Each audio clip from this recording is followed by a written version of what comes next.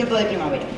Como ya sabrán, el concierto que hoy vamos a ofrecer consiste en un recorrido musical por las diferentes épocas que componen la música clásica y la llegada hasta la música contemporánea. Para ello, hemos elegido las piezas y los compositores que creemos que mejor representan las peculiaridades por las que ha pasado la música en cada una de sus etapas. Para que no se pierdan ni un detalle, trataré de explicarles lo mejor que pueda las características esenciales de cada corriente musical para que comprendan por qué enmarcamos las obras en unas épocas concretas.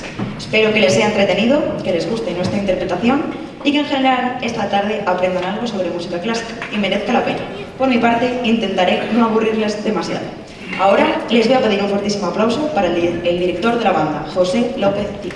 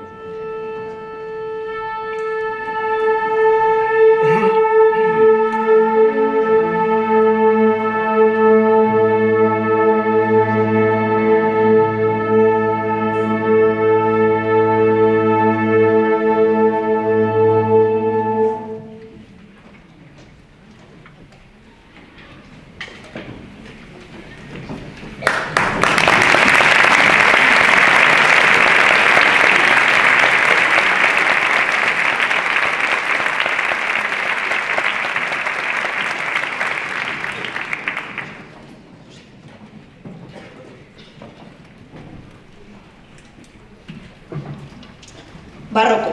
Nuestro punto de partida es el barroco. Estamos en 1660. Antes del barroco, la música medieval y renacentista no estaba generalizada, no había códigos ni normas. Era un medio religioso para difundir la fe o una forma profana para amenizar ferias, comercios, fiestas populares. No se había contemplado la música como un elemento cultural valioso. La música barroca marca un antes y un después. Por primera vez se empiezan a sentar unas reglas y normas de lo que hoy entenderemos como música clásica. La polifonía, esa especie de... La polifonía usada en el canto gregoriano, que a todos nos recuerda a las iglesias, ese conjunto de voces homogéneas, en el que todas se mantenían en el mismo plano, con pocas variaciones, y que resulta muy monótona, evoluciona en dos líneas que se separan de forma clara, armonía y melodía. Esto es muy importante. La música instrumental se va consolidando y se iguala en protagonismo a la música local. Esto se pudo hacer porque los avances tecnológicos hicieron que los instrumentos se perfeccionaran y pudieran afinarse entre sí. Aquí surge la orquesta por primera vez en la historia, que constaba de violines, violas, chelos, contrabajo, oboes, fagot, trompeta y timbales, y nada más. En el barroco la música es muy lineal, con melodías gruesas y estructuras cerradas y simétricas, basada en la repetición del mismo motivo, con leves variaciones. Reina la sencillez sonora y la melodía constante, amena y atractiva para el oyente. La obra que hemos elegido para el barroco es una composición de Johann Sebastian Bach. Bach fue el máximo representante de esta época. De hecho, el barroco finaliza con su fallecimiento en 1750. Se trata de la cantata 147, también conocida como Jesús, alegría para los hombres. Fue concebida como un coro protestante, pero fue usada para toda clase de ritos católicos.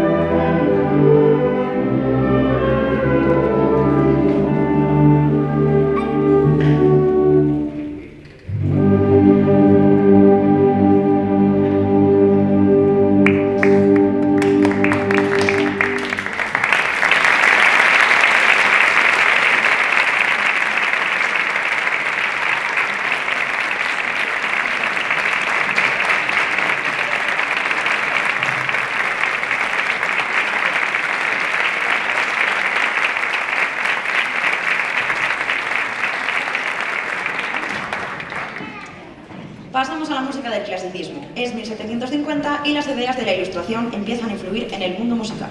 Esto da como resultado una música racional, de estructura clara y comprensible. Quiere que la gente disfrute de la música, no tiene mayores pretensiones. El objetivo es la sencillez melódica, la proporción y la elegancia.